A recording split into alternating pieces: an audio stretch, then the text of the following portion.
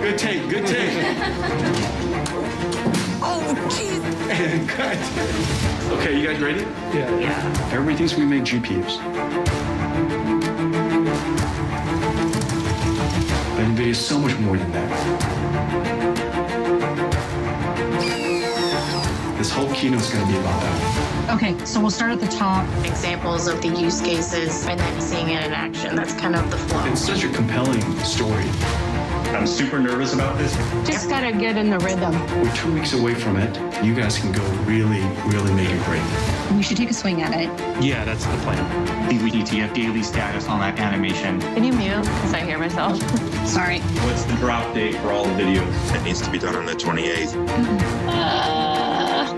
Did you get all that? Safe travels, everybody. Super excited to see everyone. See you guys soon. Okay. Bye. We're basically moving as fast as the world can absorb technology. So we've got to leapfrog ourselves. Isn't it right?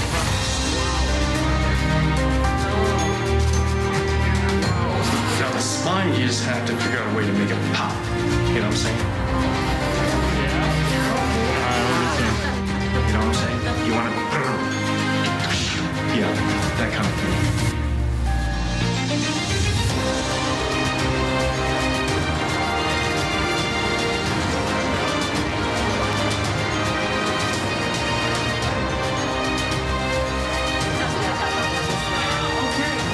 Thank you. I'm super late. Let's go.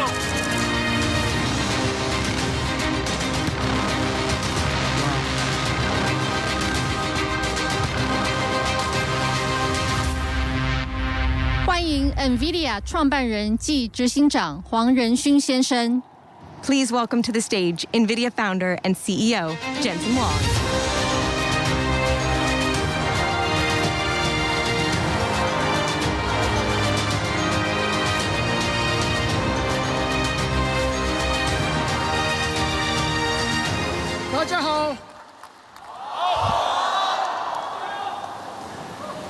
I am very happy to be back.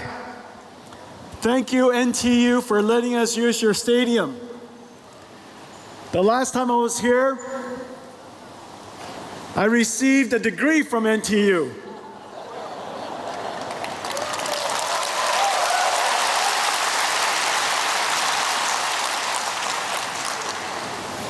And I gave the run, don't walk speech. And today we have a lot to cover. So I cannot walk, I must run. We have a lot to cover. I have many things to tell you. I'm very happy to be here in Taiwan. Taiwan is the home of our treasured partners. This is, in fact, where everything NVIDIA does begins. Our partners and ourselves take it to the world.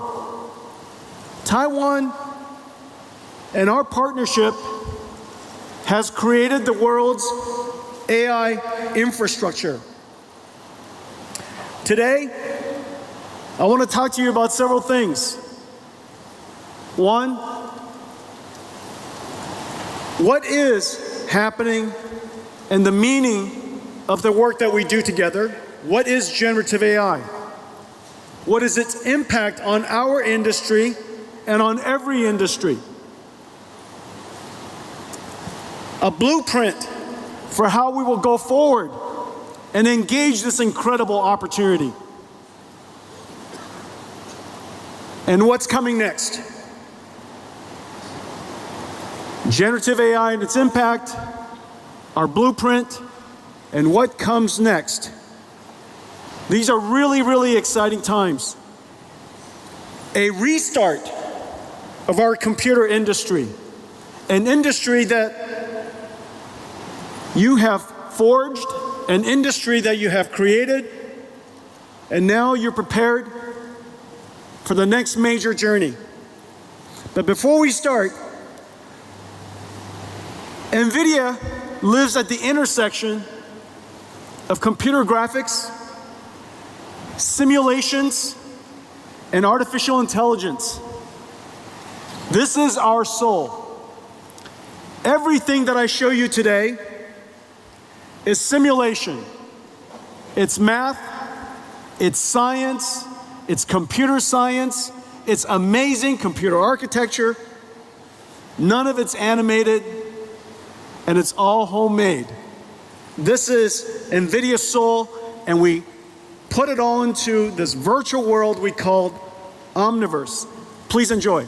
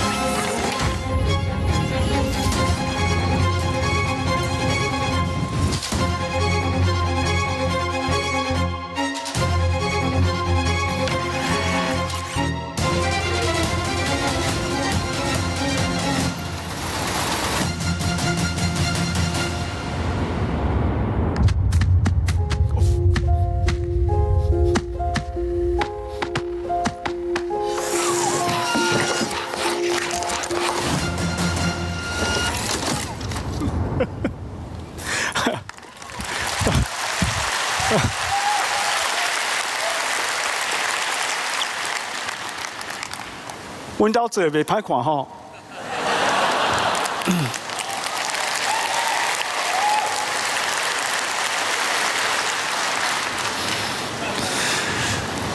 I want to speak to you in Chinese, but I have so much to tell you, I have to think too hard to speak Chinese. So I have to speak to you in English. At the foundation of everything that you saw was two fundamental technologies: accelerated computing and artificial intelligence running inside the Omniverse. Those two technologies, those two fundamental forces of computing are going to reshape the computer industry. The computer industry is now some 60 years old. In a lot of ways, everything that we do today was invented the year after my birth, in 1964. The IBM System 360 introduced central processing units, general purpose computing, the separation of hardware and software through an operating system, multitasking, I/O subsystems, DMA, all kinds of technologies that we use today, architectural compatibility, backwards compatibility, family compatibility, all of the things that we know today about computing largely described in 1964. Of course, the PC revolution democratized computing and put it in the hands and the houses of everybody. And then in 2007, the iPhone introduced mobile computing and put the computer in our pocket. Ever since, everything is connected and running all the time through the mobile cloud. This last 60 years, we saw several, just several, not that many actually, 2 or 3 major technology shifts. 2 or 3 tectonic shifts in computing, where everything changed. And we're about to see that happen again. there are two fundamental things that are happening. The first is that the processor, the engine by which the computer industry runs on, the central processing unit, the performance scaling has slowed tremendously. And yet, the amount of computation we have to do is still doubling very quickly, exponentially. If processing requirement, if the data that we need to process continues to scale exponentially, but performance does not, we will experience computation inflation. And in fact, we're seeing that right now as we speak. The amount of data center power that's used all over the world is growing quite substantially. The cost of computing is growing. We are seeing computation inflation. This, of course, cannot continue. The data is going to continue to increase exponentially, and CPU performance scaling will never return. There is a better way. For almost 2 decades now, we've been working on accelerated computing. CUDA augments a CPU, offloads and accelerates the work that a specialized processor can do much, much better.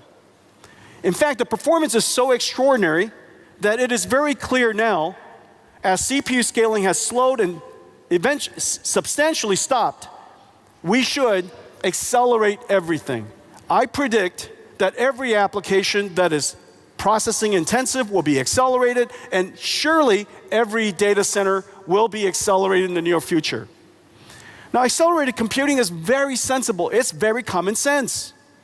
If you take a look at an application, and here the 100T means 100 units of time. It could be 100 seconds, it could be 100 hours, and in many cases, as you know, we're now working on artificial intelligence applications that run for 100 days.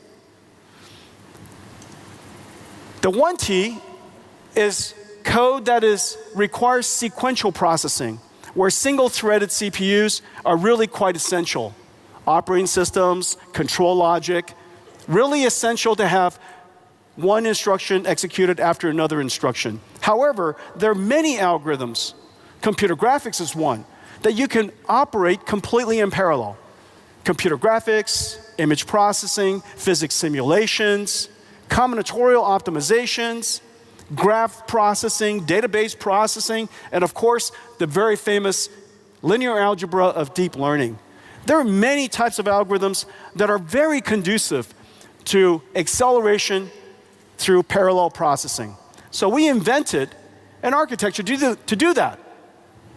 By adding the GPU to the CPU, the specialized processor can take something that takes a great deal of time and accelerate it down to something that is incredibly fast. And because the two processors can work side by side, they're both autonomous and they're both separate, independent that is, we could accelerate what used to take 100 units of time down to 1 unit of time. Well, the speed up is incredible. It almost sounds unbelievable. It almost sounds unbelievable. But today I'll demonstrate many examples for you. The benefit is quite extraordinary. 100 times speed up, but you only increase the power by about a factor of 3. And you increase the cost by only about 50%. We do this all the time in the PC industry. We add a GPU, a $500 GPU, GeForce GPU, to a $1,000 PC, and the performance increases tremendously. We do this in a data center. $1 billion data center, we add $500 million worth of GPUs, and all of a sudden, it becomes an AI factory. This is happening all over the world today. Well, the savings are quite extraordinary. You're getting 60 times performance per dollar.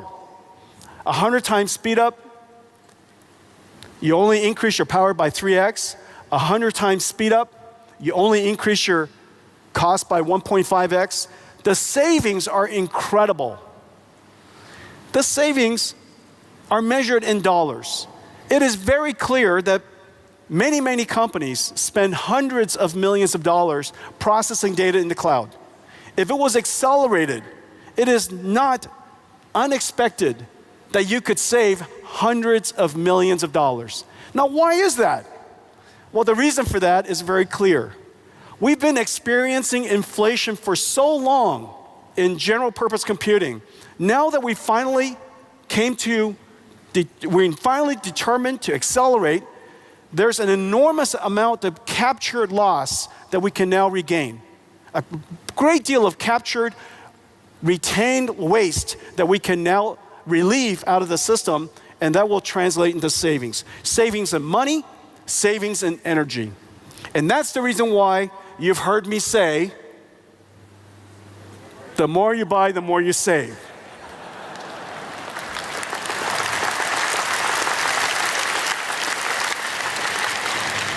And now I've shown you the mathematics.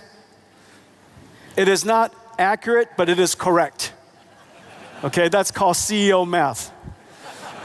CEO math is not accurate, but it is correct. The more you buy, the more you save. Well, accelerated computing does deliver extraordinary results, but it is not easy. Why is it that it saves so much money, but people haven't done it for so long? The reason for that is because it's incredibly hard. There is no such thing as a software that you can just run through a C compiler and all of a sudden that application runs 100 times faster. That is not even logical. If it was possible to do that, they would have just changed the CPU to do that. You in fact have to rewrite the software. That's the hard part. The software has to be completely rewritten so that you could refactor, re-express the algorithms that was written on a CPU so that it could be accelerated, offloaded, accelerated, and run in parallel. That computer science exercise is insanely hard. Well, we've made it easy for the world over the last 20 years. Of course, the very famous cuDNN, the deep learning library that processes neural networks. We have a library for AI physics that you could use for fluid dynamics and many other applications where the neural network has to obey the laws of physics. We have a great new library called Ariel that is a CUDA accelerated 5G radio so that we can software define and accelerate the telecommunications networks the way that we've software defined the world's networking internet. And so the ability for us to accelerate that allows us to turn all of telecom into essentially the same type of platform, a computing platform, just like we have in the cloud. cuLitho is a computational lithography platform that allows us to process the most computationally intensive parts of chip manufacturing, making the mask. TSMC is in the process of going to production with cuLitho, saving enormous amounts of energy and enormous amounts of money, but the goal for TSMC is to accelerate their stack so that they're prepared for even further advances in algorithm and more computation for deeper and deeper, narrow and narrow transistors. Parabricks is our gene sequencing library. It is the highest throughput library in the world for gene sequencing. cuOpt is an incredible library for combinatorial optimization, route planning optimization, the traveling salesman problem, incredibly complicated. Scientists have largely concluded that you needed a quantum computer to do that. We created an algorithm that runs on accelerated computing that runs lightning fast. 23 world records. We hold every single major world record today. cuQuantum is an emulation system for a quantum computer. If you want to design a quantum computer, you need a simulator to do so. If you want to design quantum algorithms, you need a quantum emulator to do so. How would you do that? How would you design these quantum computers, create these quantum algorithms, if the quantum computer doesn't exist? Well, you use the fastest computer in the world that exists today. And we call it, of course, NVIDIA CUDA. And on that, we have an emulator that simulates quantum computers. It is used by several 100,000 researchers around the world. It is integrated into all the leading frameworks for quantum computing, and is used in scientific supercomputing centers all over the world. cuDF is an unbelievable library for data processing. Data processing consumes the vast majority of cloud spend today. All of it should be accelerated. cuDF accelerates the major libraries used in the world. Spark, many of you probably use Spark in your companies. Pandas, a new one called Polar, and of course, NetworkX, which is a graph processing database library. And so these are just some examples. There are so many more. Each one of them had to be created so that we can enable the ecosystem to take advantage of accelerated computing. If we hadn't created cuDNN, CUDA alone wouldn't have been possible for all of the deep learning scientists around the world to use. Because CUDA and the algorithms that are used in TensorFlow and PyTorch, the deep learning algorithms, the separation is too far apart. It's almost like trying to do computer graphics without OpenGL. It's almost like doing data processing without SQL. These domain-specific libraries are really the treasure of our company. We have 350 of them. These libraries is what it takes and what has made it possible for us to have such open so many markets. I'll show you some other examples today. Well, just last week, Google announced that they've put cuDF in the cloud and accelerate Pandas. Pandas is the most popular data science library in the world. Many of you in here probably already use Pandas. It's used by 10 million data scientists in the world. Downloaded 170 million times each month. It is the Excel, it is the spreadsheet of data scientists. Well, with just one click, you can now use Pandas in Colab, which is Google's cloud data centers platform, accelerated by cuDF. The speed up is really incredible. Let's take a look.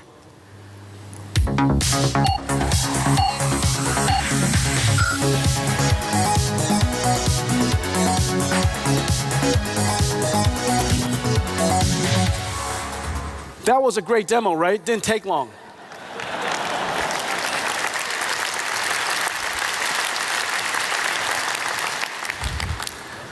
When you accelerate data processing that fast, demos don't take long. Okay, well, CUDA has now achieved what people call a tipping point, but it's even better than that. CUDA has now achieved a virtuous cycle. This rarely happens. If you look at history and all the computing architectures, computing platforms, in the case of microprocessors, CPUs, it has been here for 60 years. It has not been changed for 60 years. At this level, this way of doing computing, accelerated computing, has been around, creating a new platform is extremely hard because it's a chicken and egg problem. If there are no developers that use your platform, then of course there will be no users. But if there are no users, there are no install base. If there are no install base, developers aren't interested in it. Developers want to write software for a large install base. But a large install base requires a lot of applications so that users would create that install base. This chicken or the egg problem has rarely been broken. And it's taken us now 20 years, one domain library after another, one acceleration library another, and now we have 5 million developers around the world. We serve every single industry, from healthcare, financial services, of course the computer industry, automotive industry, just about every major industry in the world, just about every field of science. Because there are so many customers for our architecture, OEMs and cloud service providers are interested in building our systems. System makers, amazing system makers like the ones here in Taiwan are interested in building our systems, which then takes and offers more systems to the market, which of course creates greater opportunity for us, which allows us to increase our scale, R&D scale, which speeds up the application even more. Well, every single time we speed up the application, the cost of computing goes down. This is that slide I was showing you earlier. 100x speed up translates to 97, 96%, 98% savings. And so when we go from 100x speed up to 200x speed up to 1000x speed up, the savings, the marginal cost of computing continues to fall. Well, of course, we believe that by reducing the cost of computing incredibly, The market, developers, scientists, inventors will continue to discover new algorithms that consume more and more and more computing, so that one day something happens, that a phase shift happens, that the marginal cost of computing is so low that a new way of using computers emerge. In fact, that's what we're seeing now. Over the years, we have driven down the marginal cost of computing in the last 10 years in one particular algorithm by 1 million times.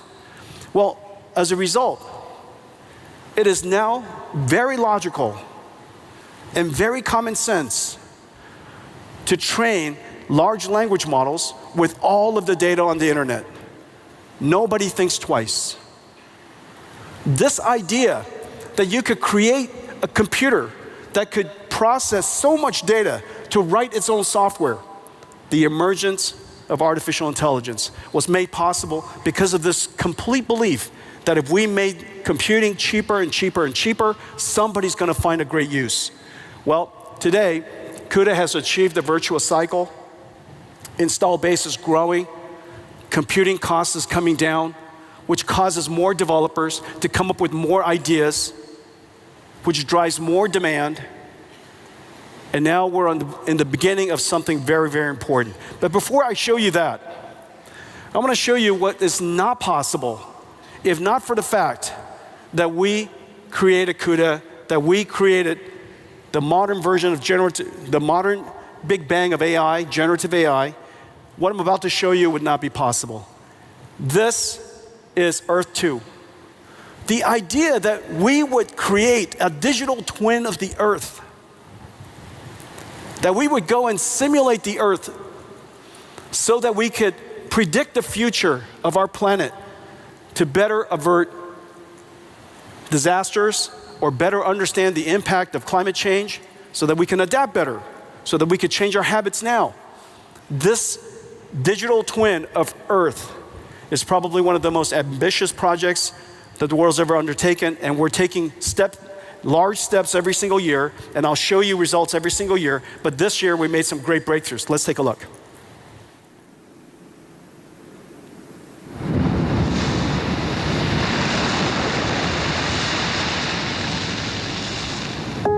On Monday, the storm will veer north again and approach Taiwan. There are big uncertainties regarding its path. Different paths will have different levels of impact on Taiwan. 想象一个我们能够预测未来的世界，数位孪生反映真实情况的虚拟世界，让我们看见未来。数位孪生是一种反映真实世界的虚拟模型，让我们能够从今天的行为来预测对未来世界的影响。介绍一下 Nvidia Earth 2， 一个利用 AI、物理模拟和电脑图形技术来预测全球气候的数位孪生。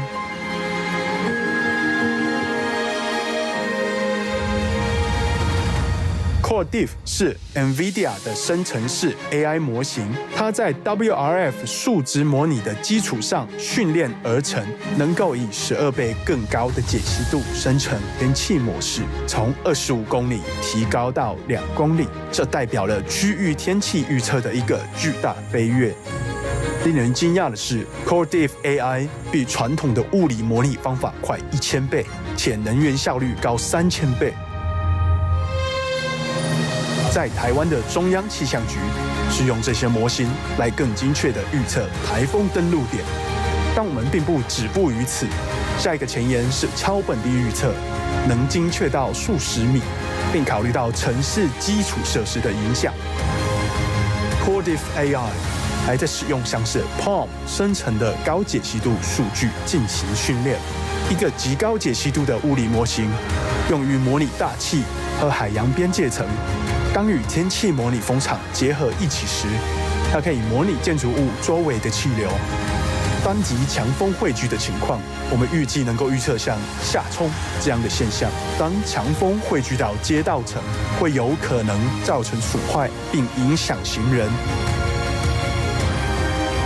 Nvidia Earth 2是一个绝佳范例，它融合了人工智慧、物理模拟和观测数据，可以帮助国家和公司预见未来，并应对极端天气的影响。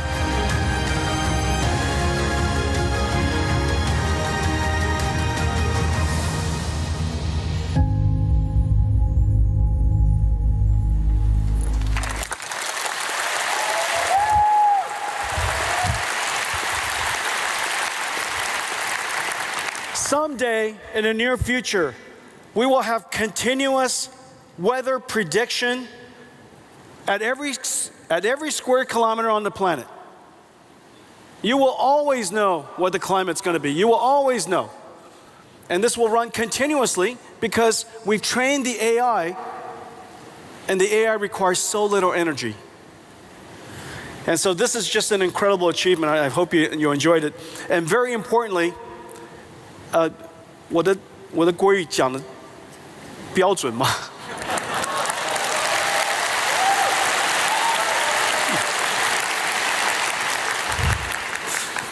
The truth is, that was a Jensen AI. That was not me.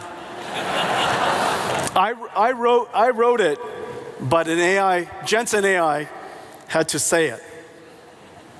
我的国语不够好。 That is a miracle. That is a miracle indeed. However, in 2012, something very important happened. Because of our dedication to advancing CUDA, because of our dedication to continuously improve the performance of drive the cost down, AI researchers discovered CUDA in 2012. That was Nvidia's first contact with AI. This was a very important day. We had the good wisdom to work with the scientists to make it possible for deep learning to happen. And AlexNet achieved, of course, a tremendous computer vision breakthrough. But the great wisdom was to take a step back and understanding what was the background, what is the foundation of deep learning? What is its long-term impact? What is its potential? And we realized that this technology has great potential to scale. An algorithm that was invented and discovered decades ago, all of a sudden, because of more data, larger networks, and very importantly, a lot more compute, all of a sudden, deep learning was able to achieve what no human algorithm was able to. Now imagine if we were to scale up the architecture even more, larger networks, more data, and more compute, what could be possible? So we dedicated ourselves to reinvent everything. After 2012, we changed the architecture of our GPU to add tensor cores. We invented NVLink. That was 10 years ago now. cuDNN, TensorRT, Nickel.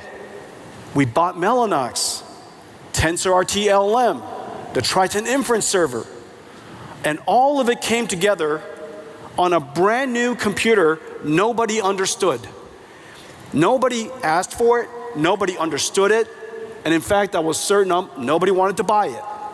And so we announced it at GTC, and OpenAI, a small company in San Francisco, saw it, and they asked me to deliver one to them. I delivered the first DGX, the world's first AI supercomputer, to OpenAI in 2016.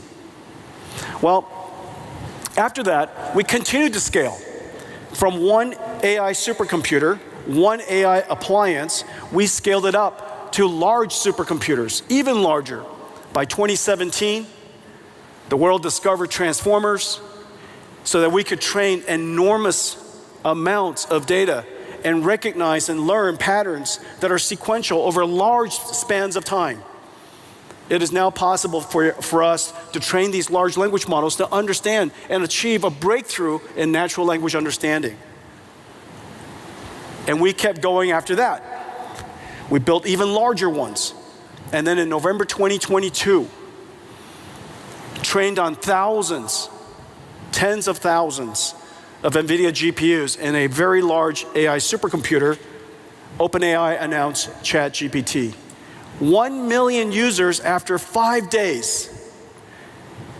1 million after 5 days, 100 million after 2 months. The fastest growing application in history. And the reason for that is very simple. It is just so easy to use, and it was so magical to use.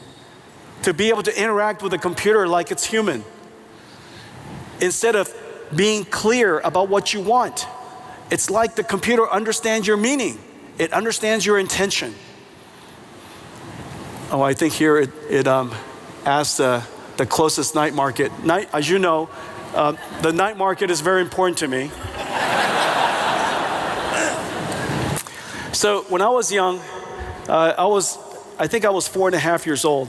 I used to love going to the night market because I just love watching people. And so we went, my parents used to take us to the night market. 圆环讲对吗？圆环去吃蚵仔煎 and I love going. And one day, my face, you guys might see that I have a large scar on my face. My face was cut because somebody was washing their knife, and I was a little kid. But my memories of the night market is so deep because of that. And I used to love, I still love going to the night market. And I just need to tell you guys this. The Tonghua night market is really good because there's a lady, she's been working there for 43 years. She's the fruit lady. And it's in the middle of the street, the middle between the two.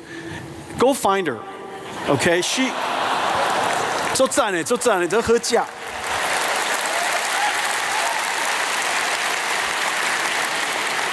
She's really terrific.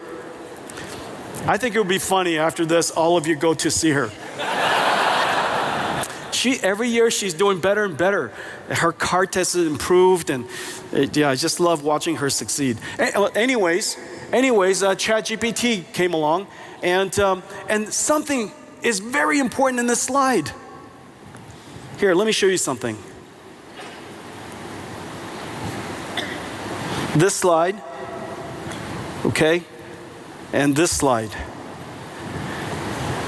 The fundamental difference is this. Until ChatGPT revealed it to the world, AI was all about perception, natural language understanding, computer vision, speech recognition. It's all about perception and detection. This was the first time the world saw a generative AI. It produced tokens, one token at a time. And those tokens were words. Some of the tokens, of course, could now be images, or charts, or tables, songs, words, speech, videos. Those tokens could be anything. Anything that you can learn the meaning of. It could be tokens of chemicals, tokens of proteins, genes. You saw earlier in Earth 2, we were generating tokens of the weather. We can learn physics. If you can learn physics, you could teach an AI model physics. The AI model could learn the meaning of physics, and it can generate physics. We were scaling down to 1 kilometer, not by using filtering, it was generating. And so we can use this method to generate tokens for almost anything of value. We can generate steering wheel control for a car. We can generate articulation for a robotic arm. Everything that we can learn, we can now generate. We have now arrived not at the AI era, but a generative AI era. But what's really important is this. This computer that started out as a supercomputer has now evolved into a data center, and it produces one thing. It produces tokens. It's an AI factory. This AI factory is generating producing something of great value, a new commodity. In the late 1890s, Nikola Tesla invented an AC generator. We invented an AI generator. The AC generator generated electrons. NVIDIA's AI generator generates tokens. Both of these things have large market opportunities. It's completely fungible in almost every industry. And that's why it's a new industrial revolution. We have now a new factory producing a new commodity for every industry that is of extraordinary value. And the methodology for doing this is quite scalable. And the methodology of doing this is quite repeatable. Notice how quickly so many different AI models, generative AI models, are being invented, literally daily. Every single industry is now piling on. For the very first time, the IT industry, which is $3 trillion, $3 trillion IT industry, is about to create something that can directly serve $100 trillion of industry. No longer just an instrument for information storage or data processing, but a factory for generating intelligence for every industry. This is going to be a manufacturing industry, not a manufacturing industry of computers, but using the computers in manufacturing. This has never happened before. Quite an extraordinary thing. What started with accelerated computing, led to AI, led to generative AI, and now an industrial revolution. Now the impact to our industry is also quite significant. Of course, we could create a new commodity, a new product we call tokens for many industries, but the impact to ours is also quite profound. For the very first time, as I was saying earlier, in 60 years, every single layer of computing has been changed. From CPUs, general purpose computing, to accelerated GPU computing, where the computer needs instructions, now computers process LLMs, large language models, AI models. And whereas the computing model of the past is retrieval-based, almost every time you touch your phone, some pre-recorded text or pre-recorded image or pre-recorded video is retrieved for you and recomposed based on a recommender system to present it to you based on your habits. But in the future, your computer will generate as much as possible, retrieve only what's necessary. And the reason for that is because generated data requires less energy to go fetch information. Generated data also is more contextually relevant. It will encode knowledge, it will encode your understanding of you, and instead of get that information for me or get that file for me, you just say, ask me for an answer. And instead of a tool, instead of your computer being a tool that we use, the computer will now generate skills. It performs tasks. And instead of an industry that is producing software, which was a revolutionary idea in the early 90s. Remember, the idea that Microsoft created for packaging software revolutionized the PC industry. Without packaged software, what would we use the PC to do? It drove this industry. And now we have a new factory, a new computer. And what we will run on top of this is a new type of software. And we call it NIMS, NVIDIA Inference Microservices. Now what happens is the NIM runs inside this factory. And this NIM is a pre-trained model. It's an AI. Well, this AI is, of course, quite complex in itself. But the computing stack that runs AIs are insanely complex. When you go and use ChatGPT, underneath their stack is a whole bunch of software. underneath that prompt is a ton of software. And it's incredibly complex because the models are large, billions to trillions of parameters. It doesn't run on just one computer, it runs on multiple computers. It has to distribute the workload across multiple GPUs, tensor parallelism, pipeline parallelism, data parallelism, all kinds of parallelism, expert parallelism, all kinds of parallelism, distributing the workload across multiple GPUs, processing it as fast as possible, because if you are in a factory, if you run a factory, your throughput directly correlates to your revenues. Your throughput directly correlates to quality of service, and your throughput directly correlates to the number of people who can use your service. We are now in a world where data center throughput, utilization is vitally important. It was important in the past, but not vitally important. It was important in the past, but people don't measure it. Today, every parameter is measured. Start time, uptime, utilization, throughput, idle time, you name it. Because it's a factory. When something is a factory, its operations directly correlate to the financial performance of the company. And so we realized that this is incredibly complex for most companies to do. So what we did was we created this AI in a box, and it contains an incredible amount of software. Inside this container is CUDA, cuDNN, TensorRT, Triton for inference services. It is cloud native so that you could auto scale in a Kubernetes environment. It has management services and hooks so that you can monitor your AIs. It has common APIs, standard APIs, so that you could literally chat with this box. You download this NIM and you can talk to it. So long as you have CUDA on your computer, which is now, of course, everywhere. It's in every cloud, available from every computer maker. It is available in hundreds of millions of PCs.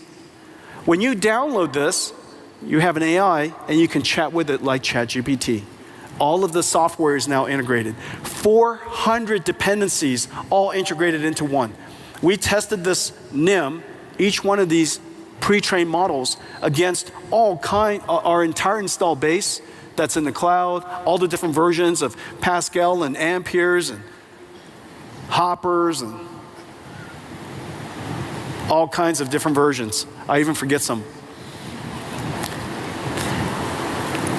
NIMs, incredible invention. This is one of my favorites. And of course, as you know, we now have the ability to create large language models and pre-trained models of all kinds. And we have all of these various versions, whether it's language-based or vision-based or imaging-based, or we have versions that are available for healthcare, digital biology. We have versions that are digital humans that I'll talk to you about. And the way you use this, just come to ai.nvidia.com. And today we just posted up in Hugging Face the Llama 3 NIM, fully optimized. It's available there for you to try.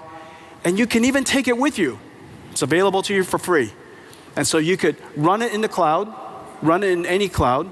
You could download this container, put it into your own data center, and you could host it, make it available for your customers.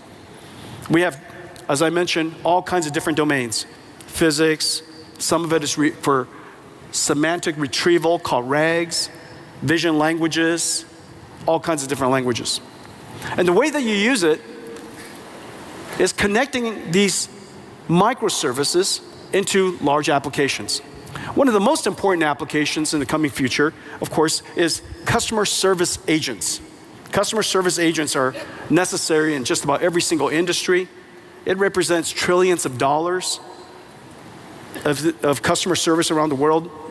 Nurses are customer service agents in some ways. Some of them are non-prescription or non-diagnostics based nurses are essentially customer service. Customer service for retail, for quick service foods, financial services, insurance. Just tens and tens of millions of customer service can now be augmented by language models and augmented by AI. And so these boxes that you see are basically NIMs. Some of the NIMs are reasoning agents. Given a task, figure out what the mission is, break it down into a plan. Some of the NIMs retrieve information. Some of the NIMs might go and do search. Some of the NIMs might use a tool like co-op that I was talking about earlier. They could use a tool that could be running on SAP. And so it has to learn a particular language called ABAP. Maybe some NIMs have to do SQL queries. And so all of these NIMs are experts that are now assembled as a team. So what's happening? The application layer has been changed. What used to be applications written with instructions are now applications that are assembling teams of AIs. Very few people know how to write programs. Almost everybody knows how to break down a problem and assemble teams. Every company, I believe, in the future will have a large collection of NIMs, and you would bring down the experts that you want. You connect them into a team, and you don't even have to figure out exactly how to connect them. You just give the mission to an agent, to a NIM to figure out who to break the tasks down and who to give it to. And that central, the leader of the application, if you will, the leader of the team, would break down the task and give it to the various team members. The team members would perform their task, bring it back to the team leader. The team leader would reason about that and present an information back to you. Just like humans. This is in our near future. This is the way applications are going to look. Now, of course, we could interact with these AI services with text prompts and speech prompts. However, there are many applications where we would like to interact with what is otherwise a human-like form. We call them digital humans. NVIDIA has been working on digital human technology for some time. Let me show it to you. And well, before I do that, hang on a second. Before I do that, okay, digital humans has the potential of being a great interactive agent with you. They make much more engaging. They can be much more empathetic. And of course, we have to cross this incredible chasm, this uncanny chasm of realism, so that the digital humans would appear much more natural. This is, of course, our vision. This is a vision of where we love to go. But let me show you where we are. Great to be in Taiwan. Before I head out to the night market, let's dive into some exciting frontiers of digital humans. Imagine a future where computers interact with us just like humans can. Hi, my name is Sophie, and I am a digital human brand ambassador for Unique. This is the incredible reality of digital humans. Digital humans will revolutionize industries, from customer service to advertising and gaming. The possibilities for digital humans are endless. Using the scans you took of your current kitchen with your phone, they will be AI interior designers, helping generate beautiful, photorealistic suggestions and sourcing the materials and furniture. We have generated several design options for you to choose from. They'll also be AI customer service agents, making the interaction more engaging and personalized. Or digital healthcare workers who will check on patients, providing timely, personalized care. I did forget to mention to the doctor that I am allergic to penicillin. Is it still okay to take the medications? The antibiotics you've been prescribed, ciprofloxacin and metronidazole, don't contain penicillin. So it's perfectly safe for you to take them. And they'll even be AI brand ambassadors, setting the next marketing and advertising trends. Hi, I'm Ima, Japan's first virtual model. New breakthroughs in generative AI and computer graphics let digital humans see, understand, and interact with us in human-like ways. From what I can see, it looks like you're in some kind of recording or production setup. The foundation of digital humans are AI models built on multilingual speech recognition and synthesis, and LLMs that understand and generate conversation. 你们部落有什么特别的习俗吗？我们有丰富的祭祀仪式和传统舞蹈，还有对大自然的崇拜。The AIs connect to another generative AI to dynamically animate a lifelike 3D mesh of a face.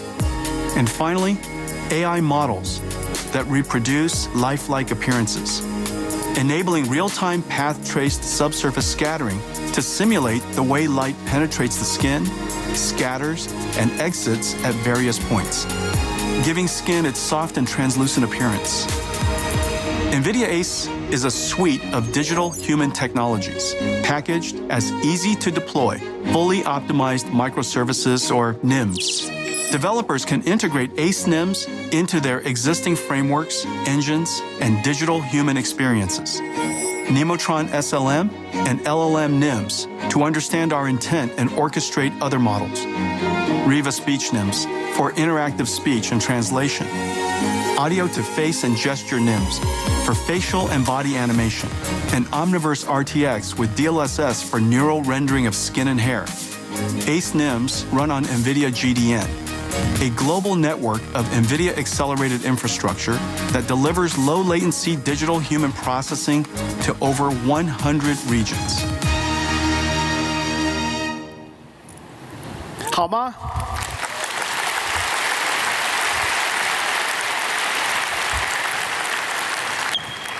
Pretty incredible. Well, those ACE runs in the cloud, but it also runs on PCs.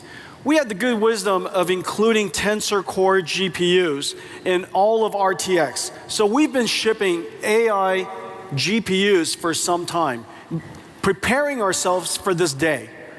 The reason for that is very simple. We always knew that in order to create a new computing platform, you need an install base first.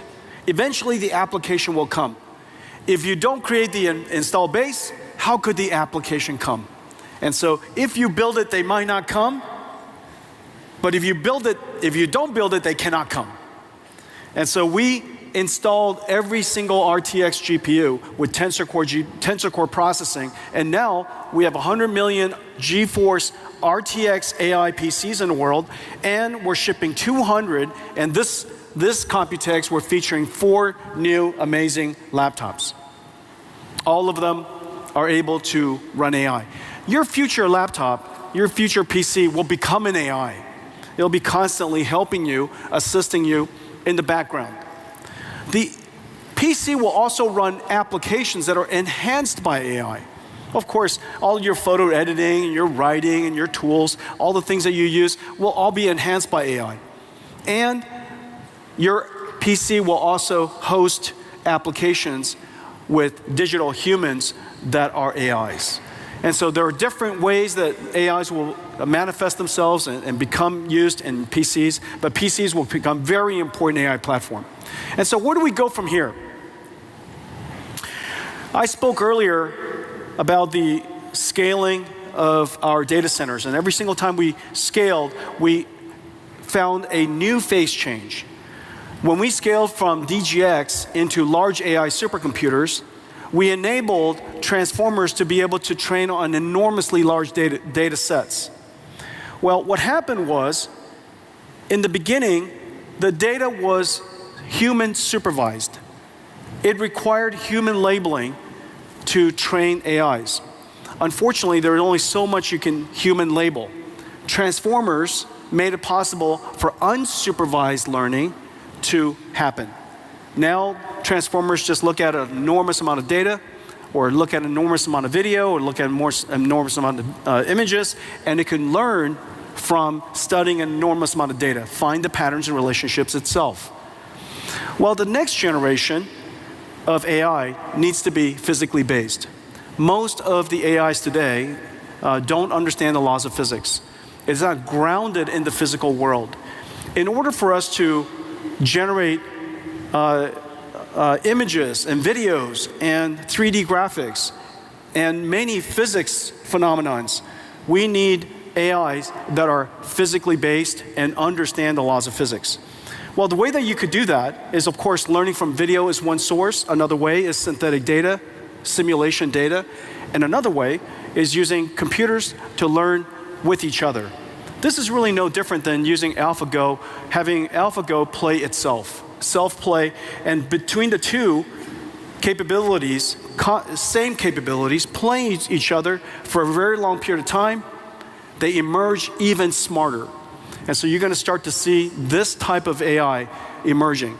Well, if the AI data is synthetically generated and using reinforcement learning, it stands to reason that the rate of data generation will continue to advance.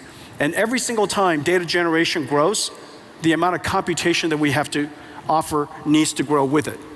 We are about to enter a phase where AIs can learn the laws of physics and understand and be grounded in physical world data. And so we expect that models will continue to grow. And we need larger GPUs. Well, Blackwell was designed for this generation.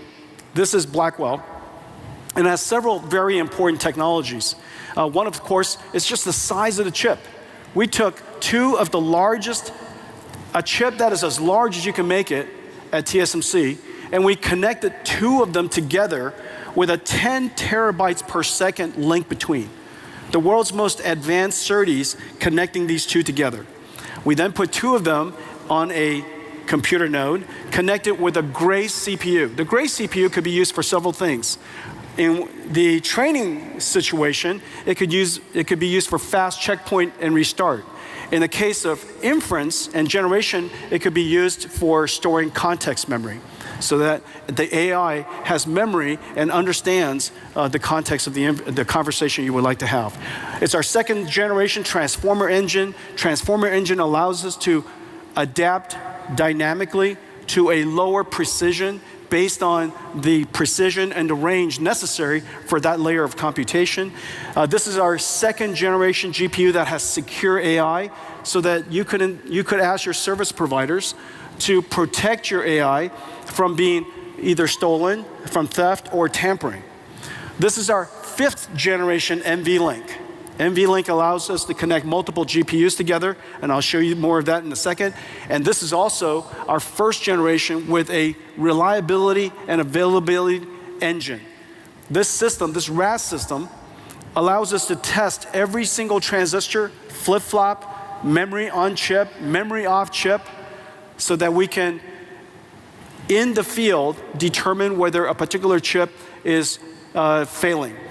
The MTBF, the mean time between failure of a supercomputer with 10,000 GPUs, is measured in hours.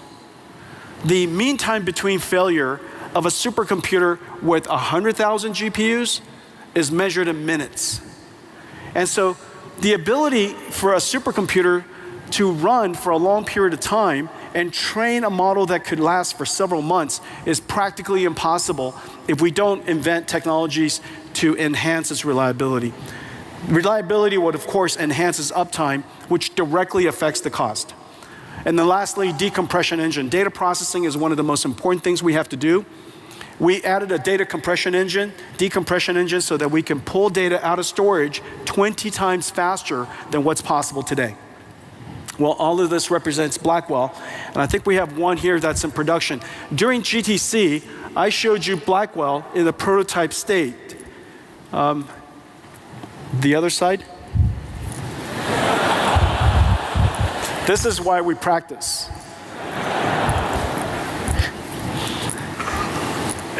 In America, 其实是这样子的。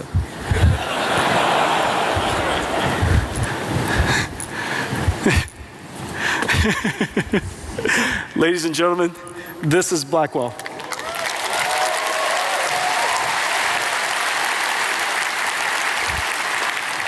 Blackwell is in production.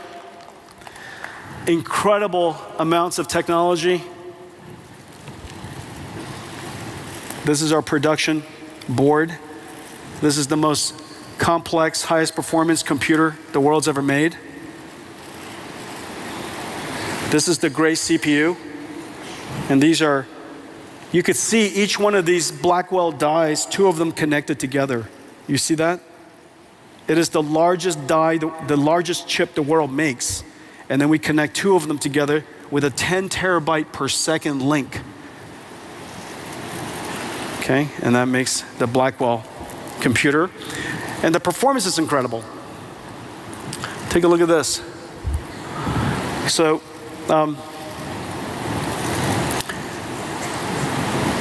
You see our the computational, the flops, the AI flops for each generation has increased by 1,000 times in 8 years. Moore's law in 8 years is something along the lines of, I don't know, maybe 40, 60. And in the last 8 years, Moore's law has gone a lot less. And so just to compare, even Moore's law at its best of times compared to what Blackwell could do. So the amount of computations is incredible. And whenever we bring the computation high, the thing that happens is the cost goes down. And I'll show you.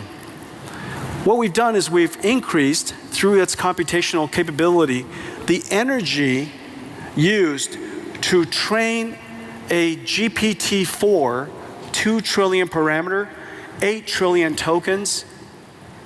The amount of energy that is used has gone down by 350 times. Well, Pascal would have taken 1,000 gigawatt hours. 1,000 gigawatt hours means that it would take a gigawatt data center. The world doesn't have a gigawatt data center, but if you had a gigawatt data center, it would take a month. If you had a 100 megawatt data center, it would take about a year. And so nobody would, of course, create such a thing, and that's the reason why these large language models, ChatGPT, wasn't possible only 8 years ago. By us driving down increasing the performance, the energy efficient, while keeping and improving energy efficiency along the way, we've now taken, with Blackwell, what used to be 1,000 gigawatt hours to 3, an incredible advance. 3 gigawatt hours, if it's a 10,000 GPUs, for example, it would only take 10,000 GPUs, I guess it would take a few days, 10 days or so. So the amount of advance in just 8 years is incredible. Well, this is for inference. This is for token generation. Our token generation performance has made it possible for us to drive the energy down by 45,000 times. 17,000 joules per token, that was Pascal. 17,000 joules is kind of like 2 light bulbs running for 2 days. It would take 2 light bulbs running for 2 days amounts of energy, 200 watts running for 2 days, to generate 1 token of GPT-4. It takes about 3 tokens to generate 1 word. And so the amount of energy used necessary for Pascal to generate GPT-4 and have a ChatGPT experience with you was practically impossible. But now we only use 0.4 joules per token, and we can generate tokens at incredible rates and very little energy. Okay, so Blackwell is just an enormous leap. Well, even so, it's not big enough. And so we have to build even larger machines. And so the way that we build it is called DGX. So this is our Blackwell chips, and it goes into DGX systems.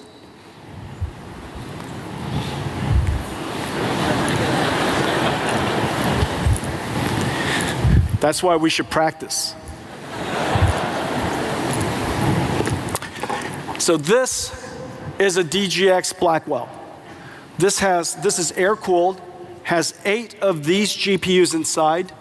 Look at the size of the heat sinks on these GPUs. About 15 kilowatts, 15,000 watts, and completely air-cooled. This version supports x86, and it goes into the infrastructure that we've been shipping Hoppers into. However, if you would like to have liquid cooling, we have a new system, and this new system is based on this board, and we call it MGX for modular. And this modular system, you won't be able to see this. Can they see this? Can you see this? You can? Are you? Okay. I say. And so this is the MGX system, and here's the two Blackwell boards. So this one node has 4 Blackwell chips. These 4 Blackwell chips, this is liquid cooled. 9 of them, 72 of these GPUs are then connected together with a new NVLink. This is NVLink switch 5th generation. And the NVLink switch is a technology miracle. This is the most advanced switch the world's ever made. The data rate is insane. And these switches connect every single one of these Blackwells to each other so that we have one giant 72 GPU Blackwell. Well, the benefit of this is that in one domain, one GPU domain, this now looks like one GPU. This one GPU has 72 versus the last generation of 8, so we increased it by 9 times. The amount of bandwidth we've increased by 18 times. The AI flops we've increased by 45 times, and yet the amount of power is only 10 times.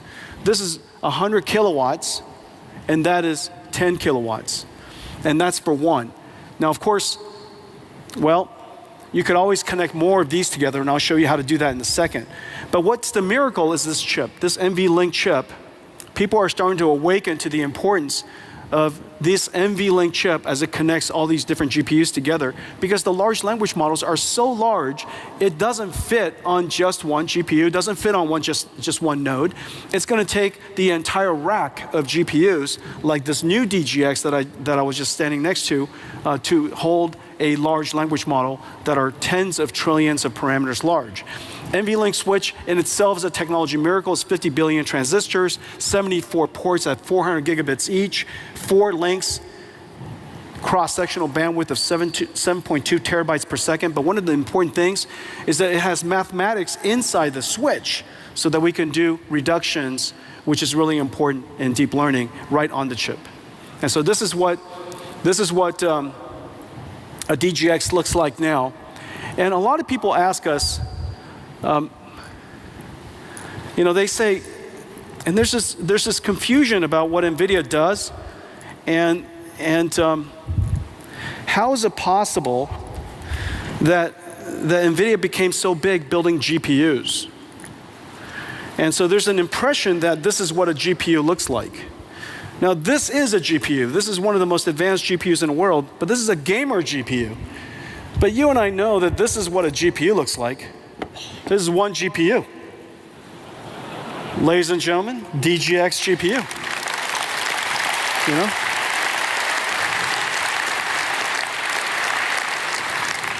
The back of this GPU is the NVLink spine. The NVLink spine is 5,000 wires, 2 miles. And it's right here. This is an NVLink spine. And it connects 72 GPUs to each other. This is an electrical, mechanical miracle. The transceivers makes it possible for us to drive the entire length in copper. And as a result, this switch, the NVLink switch, driving the NVLink spine in copper, makes it possible for us to save 20 kilowatts in one rack. 20 kilowatts could now be used for processing. Just an incredible achievement. So this is the NVLink spine.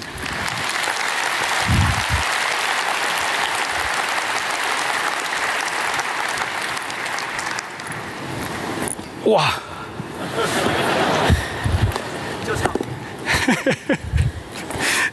I went down today.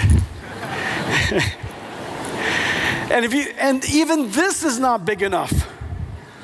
Even this is not big enough for AI factories, so we have to connect it all together with very high-speed networking.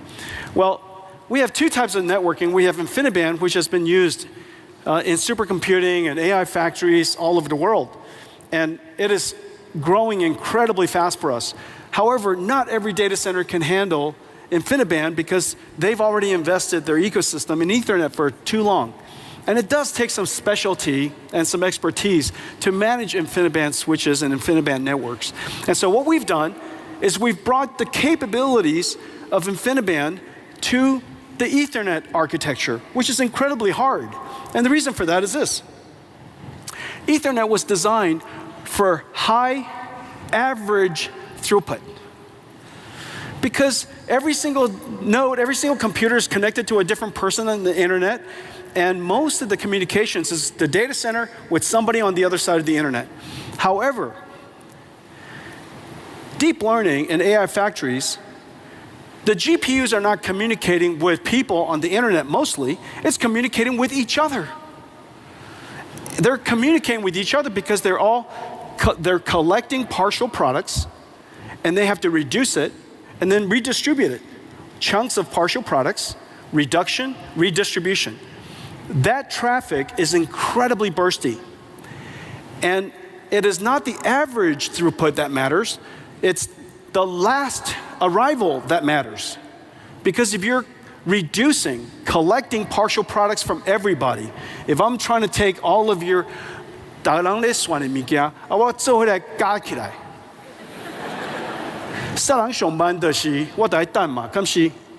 so it's not the average throughput, it's whoever gives me the answer last. Okay? Ethernet has no provision for that.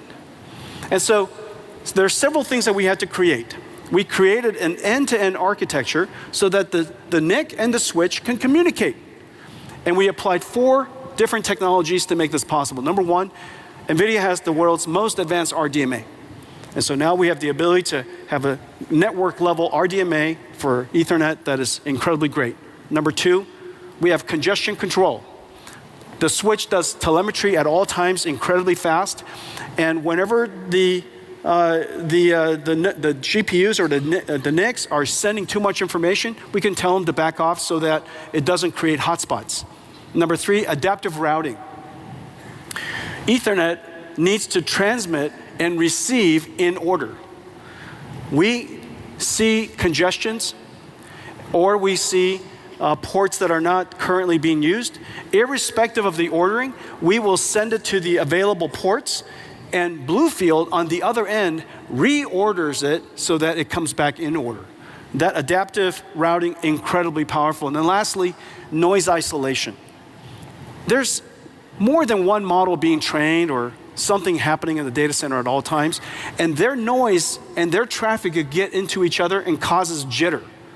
And so when the noise of one model training causes the last arrival to end up too late, it really slows down the training. Well, overall, remember, you have built a $5 billion or $3 billion data center, and you're using this for training. If the network utilization was 40% lower, and as a result, the training time was 20% longer, the $5 billion data center is effectively like a $6 billion data center. So the cost is incredible, the cost impact is quite high. Ethernet with Spectrum-X basically allows us to improve the performance so much that the network is basically free. And so this is really quite an achievement. We have a whole pipeline of Ethernet products behind us. This is Spectrum X800. It is 51.2 terabits per second and 256 radix. The next one coming is 512 radix, is 1 year from now. 512 radix, and that's called Spectrum X800 Ultra, and the one after that is X1600. But the important idea is this. X800 is designed for tens of thousands of GPUs. X800 Ultra is designed for hundreds of thousands of GPUs. And X1600 is designed for millions of GPUs. The days of millions of GPU data centers are coming. And the reason for that is very simple. Of course, we want to train much larger models, but very importantly, in the future, almost every interaction you have with the internet or with a computer will likely have a generative AI running in the cloud somewhere. And that generative AI is working with you, interacting with you, generating videos or images or text, or maybe a digital human. And so you're interacting with your computer almost all the time, and there's always a generative AI connected to that. Some of it is on-prem, some of it is on your device, and a lot of it could be in the cloud. These generative AIs will also do a lot of reasoning capability. Instead of just one-shot answers, they might iterate on answers so that it improves the quality of the answer before they give it to you. And so the amount of generation we're going to do in the future is going to be extraordinary. Let's take a look at all of this put together. Now tonight, this is our first nighttime keynote. I want to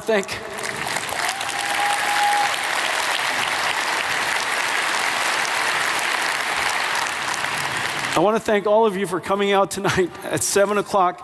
And so what I'm about to show you has a new vibe, okay? There's a new vibe. This is kind of the nighttime keynote vibe. So enjoy this.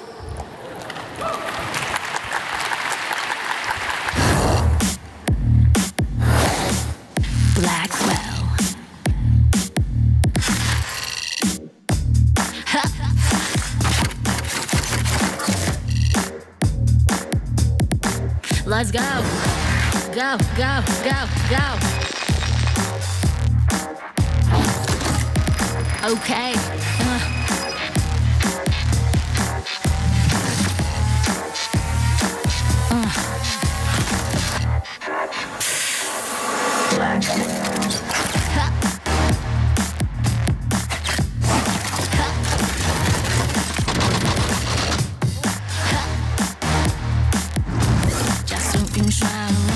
人工智慧，科学创新，前所未有。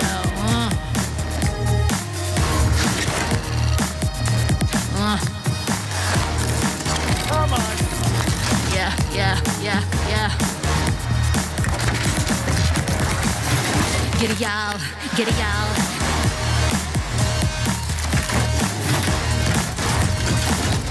Let's go.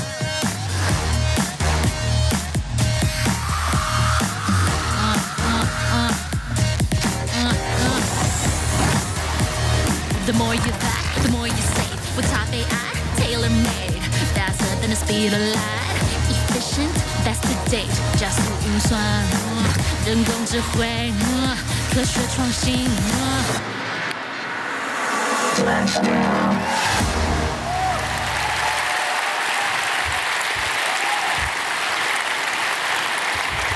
Now you can't do that on a morning keynote.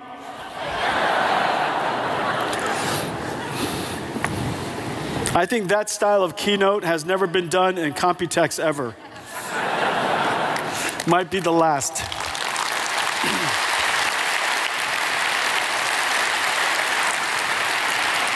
Only NVIDIA can pull off that. Only I could do that.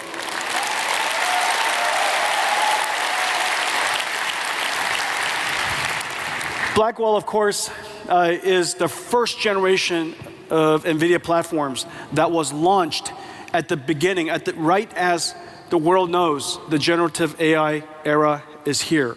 Just as the world realized the importance of AI factories, just as the beginning of this new industrial revolution. We have so much support. Nearly every OEM, every computer maker, every CSP, every GPU cloud, sovereign clouds, even telecommunication companies, enterprises all over the world. The amount of success, the amount of adoption, the amount of enthusiasm for Blackwell is just really off the charts, and I want to thank everybody for that.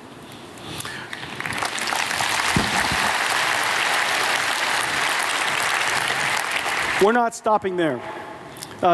During the time of this incredible growth, we want to make sure that we continue to enhance performance, continue to drive down cost of training, cost of inference, and continue to scale out AI capabilities for every company to embrace. The further performance we drive up, the greater the cost decline.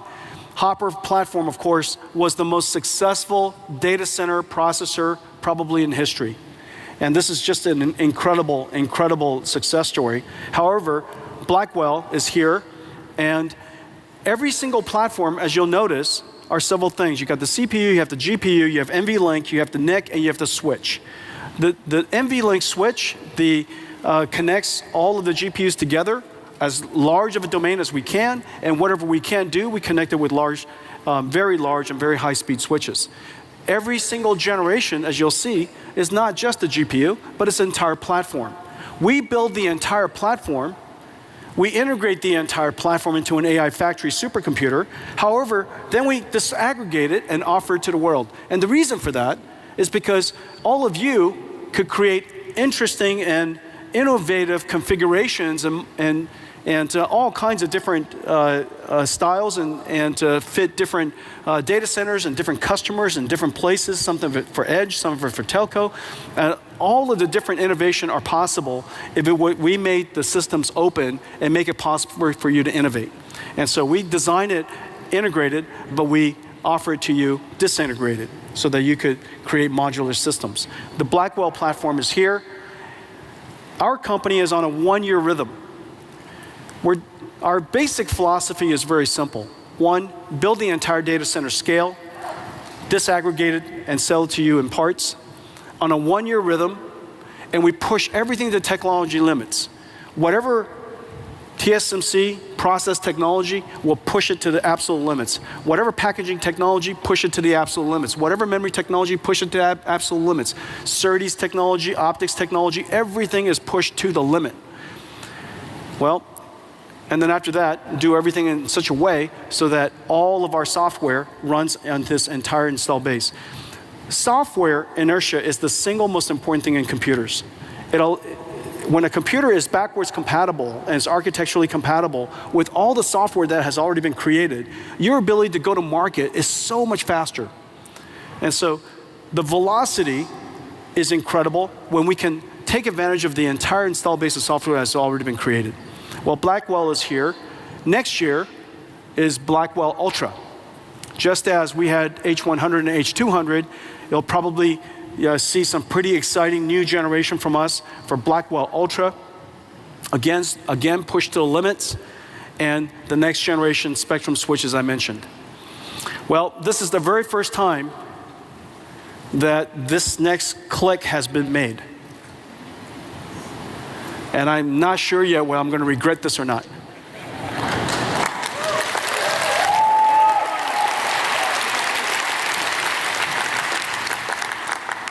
We have code names in our company, and we try to keep them very secret. Oftentimes, most of the employees don't even know. But our next generation platform is called Rubin. The Rubin platform, I'm not going to spend much time on it. I know what's going to happen. You're going to take pictures of it, and you're going to go look at the fine prints, and feel free to do that. So we have the Rubin platform, and 1 year later, we have the Rubin Ultra platform. All of these chips that I'm showing you here are all in full development, 100% of them. And the rhythm is 1 year at the limits of technology, all 100% architecturally compatible. So this is basically what NVIDIA is building, and all of the richness of software on top of it. So in a lot of ways, the last 12 years, from that moment of ImageNet and us realizing that the future of computing was going to radically change to today, is really exactly as I was holding up earlier, GeForce pre-2012 and NVIDIA today. The company has really transformed tremendously, and I want to thank all of our partners here for supporting us every step along the way. This is the NVIDIA Blackwell platform.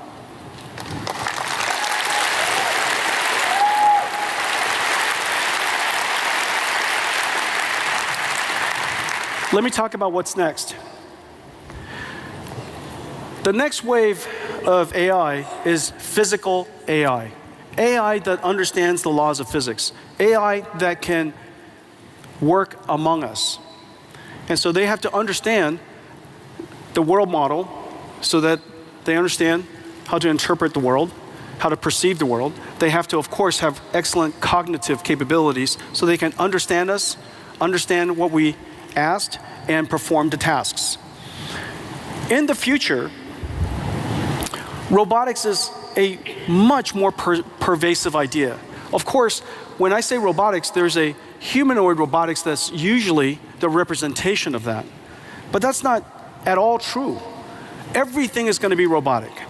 All of the factories will be robotic. The factories will orchestrate robots, and those robots will be building products that are robotic. Robots interacting with robots, building products that are robotic.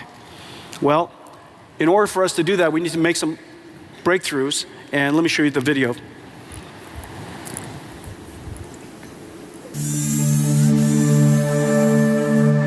The era of robotics has arrived. One day, everything that moves will be autonomous.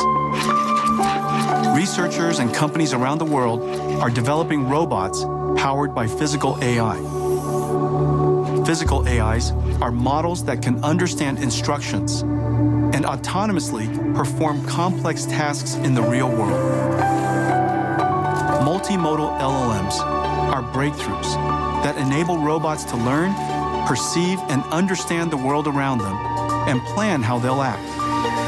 And from human demonstrations, robots can now learn the skills required to interact with the world using gross and fine motor skills. One of the integral technologies for advancing robotics is reinforcement learning. Just as LLMs need RLHF, or reinforcement learning from human feedback, to learn particular skills, generative physical AI can learn skills using reinforcement learning from physics feedback in a simulated world.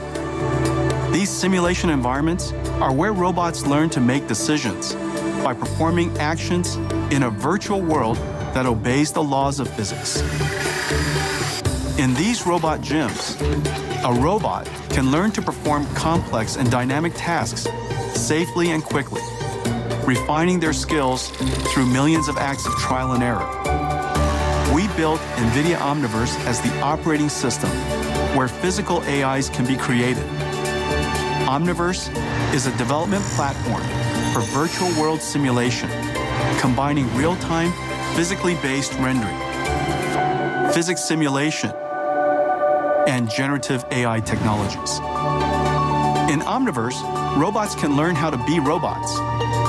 They learn how to autonomously manipulate objects with precision, such as grasping and handling objects, or navigate environments autonomously, finding optimal paths while avoiding obstacles and hazards. Learning in Omniverse minimizes the sim-to-real gap and maximizes the transfer of learned behavior. Building robots with generative physical AI requires 3 computers: NVIDIA AI supercomputers to train the models, NVIDIA Jetson Orin and next-generation Jetson Thor robotic supercomputer to run the models, and NVIDIA Omniverse, where robots can learn and refine their skills in simulated worlds.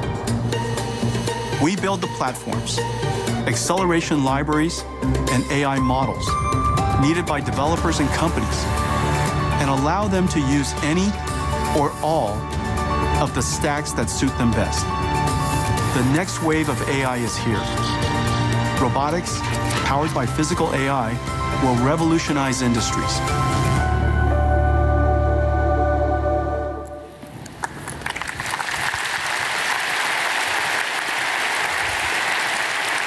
This isn't the future, this is happening now. There are several ways that we're going to serve the market. The first, we're going to create platforms for each type of robotic systems. One for robotic factories and warehouses. One for robots that manipulate things. One for robots that move. And one for robots that are humanoid. And so each one of these robotics platform is like almost everything else we do: a computer, acceleration libraries, and pre-trained models. Computers, acceleration libraries, pre-trained models. And we test everything, we train everything, and integrate everything inside Omniverse, where Omniverse is, as the video was saying, where robots learn how to be robots. Now, of course, the ecosystem of robotic warehouses is really, really complex. It takes a lot of companies, a lot of tools, a lot of technology to build a modern warehouse. And warehouses are increasingly robotic. One of these days will be fully robotic. And so in each one of these ecosystems, we have SDKs and APIs that are connected into the software industry, SDKs and APIs connected into edge AI industry and companies, and then also, of course, systems that are designed for PLCs and robotic systems for the ODMs.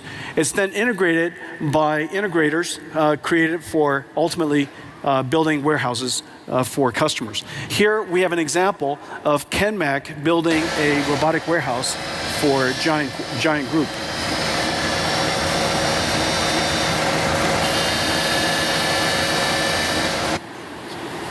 Okay, and then here, now let's talk about factories. Factories has a completely different ecosystem.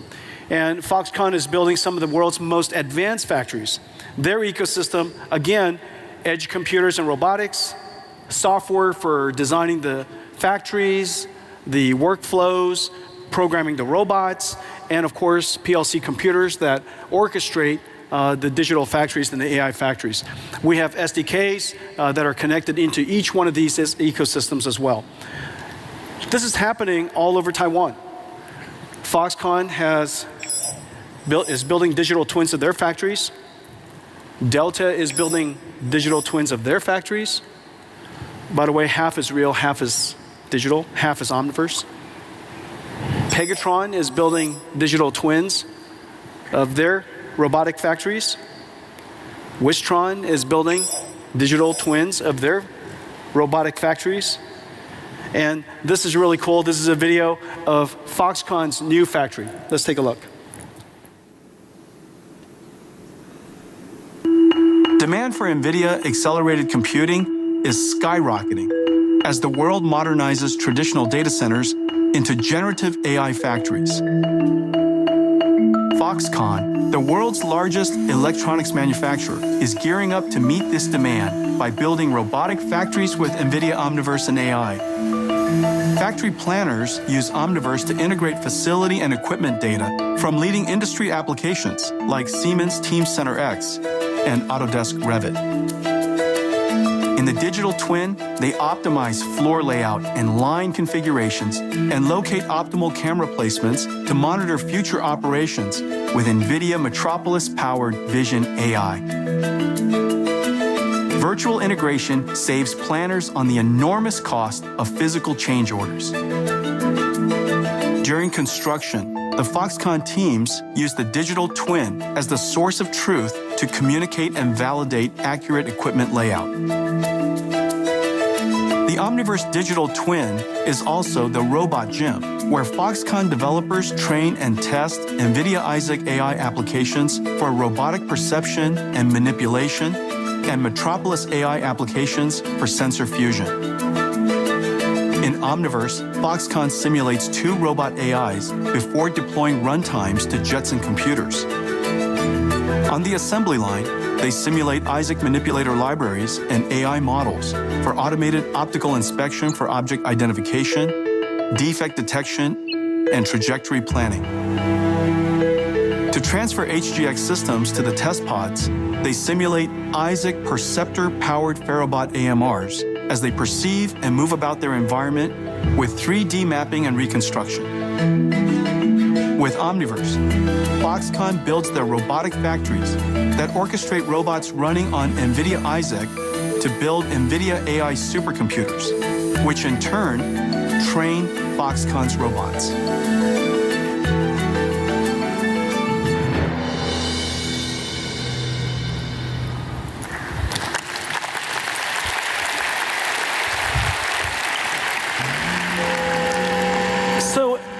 A robotic factory is designed with 3 computers. Train the AI on NVIDIA AI. You have the robot running on the PLC systems for orchestrating the factories. And then you, of course, simulate everything inside Omniverse. Well, the robotic arm and the robotic AMRs are also the same way, 3 computer systems. The difference is the 2 Omniverses will come together. So they'll share one virtual space. When they share one virtual space, that robotic arm will become inside the robotic factory. And again, three computers, and we provide the computer, the acceleration layers, and pre-trained AI models. We've connected NVIDIA Manipulator and NVIDIA Omniverse with Siemens, the world's leading industrial automation software and systems company. This is really a fantastic partnership, and they're working on factories all over the world. Semantic Pick AI now integrates Isaac Manipulator, and Semantic Pick AI operates ABB, KUKA, Yaskawa, Fanuc, Universal Robotics, and TechMan. And so Siemens is a fantastic integration. We have all kinds of other integrations. Let's take a look. ArcBest is integrating Isaac Perceptor into Vox Smart autonomy robots for enhanced object recognition and human motion tracking in material handling. BYD Electronics is integrating Isaac Manipulator and Perceptor into their AI robots to enhance manufacturing efficiencies for global customers.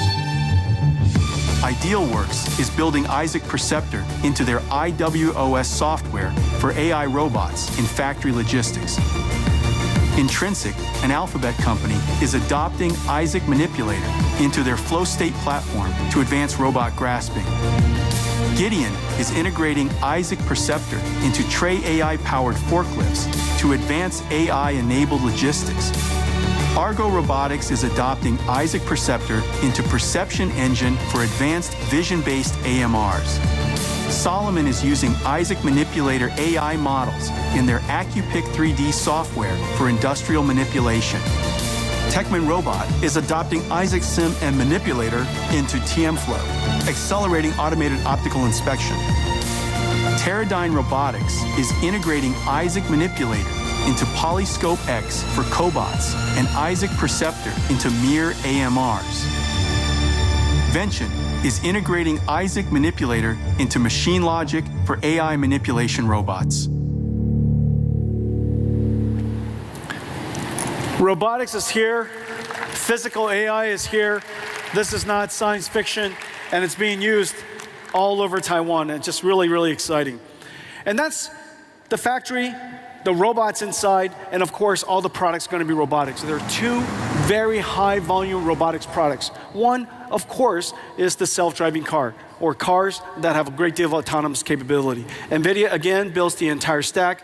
Next year, we're going to go to production with the Mercedes fleet, and after that, in 2026, the JLR fleet. We offer the full stack to the world. However, you're welcome to take whichever parts, whichever layer of our stack, just as the entire drive stack is open.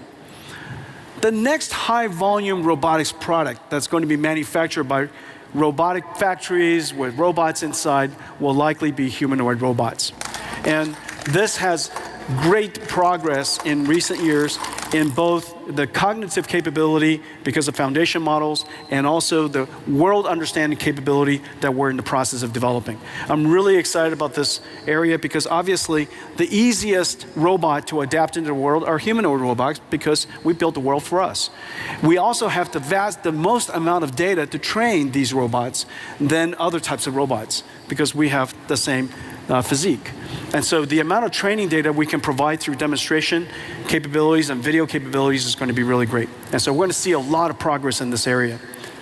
Well, I think we have some robots that we'd like to welcome. Here we go. About my size.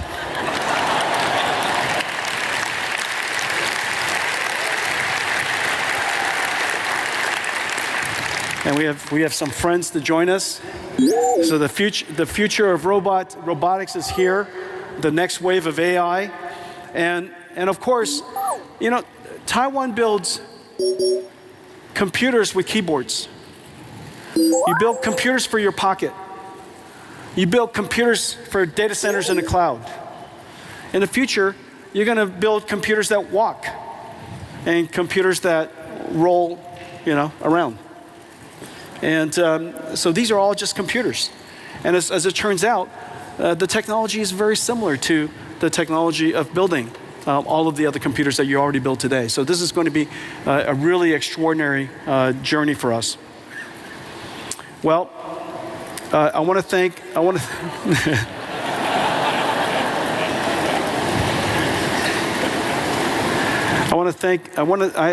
I've made one last video, if you don't mind, something that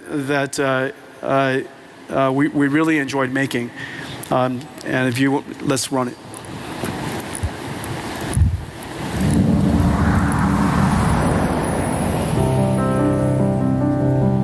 台湾帮助我们实现了一个愿景，在这条漫长的路上，无数的伙伴支持着我们。从加速运算、电脑绘图、科学研究到人工智慧的高峰，每一个晶片、每一台电脑，都描写着你们辛勤工作和追求完美的故事。台湾是无名的英雄，确实世界的支柱。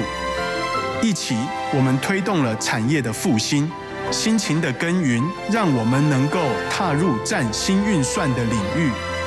其中，我们制作的电脑会转化成新型的工厂，制造珍贵无比的人工智慧。亲爱的伙伴们，你们是 AI 产业革新的后盾。无论面对多大的风浪，你始终稳如磐石。科技的卓越、勤奋与齐心合力的精神，是你的超能力。没有你，我们的愿景只是一个无法实现的梦想。与你同行，我们勇往直前，创造智慧与便利的生活，对抗疾病和自然灾害，让我们的世界变得更美好。谢谢你，台湾。让我们继续为这段 AI 创新之旅，打造一个成功和繁荣的产业。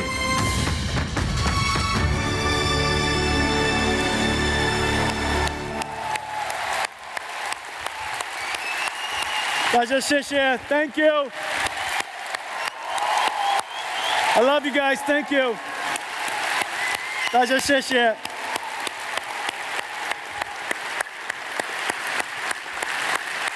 Thank you all for coming. Have a great Computext.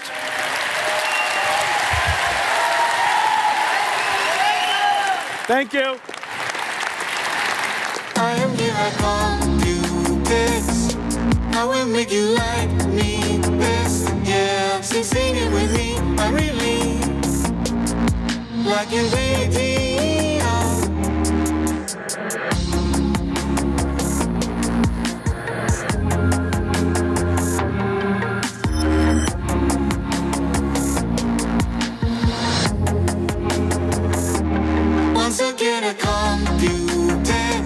Dùng AI 季节改变的时候，诊所都会贴出珊瑚贴跟三角贴。所谓的珊瑚贴跟三角贴，就是利用最热性的中药，然后加上调制之后，然后贴在外面的皮肤，让这些热药经皮吸收，达到治疗的效果。那一般珊瑚贴就是找夏天最热的3天，就是夏至之后每10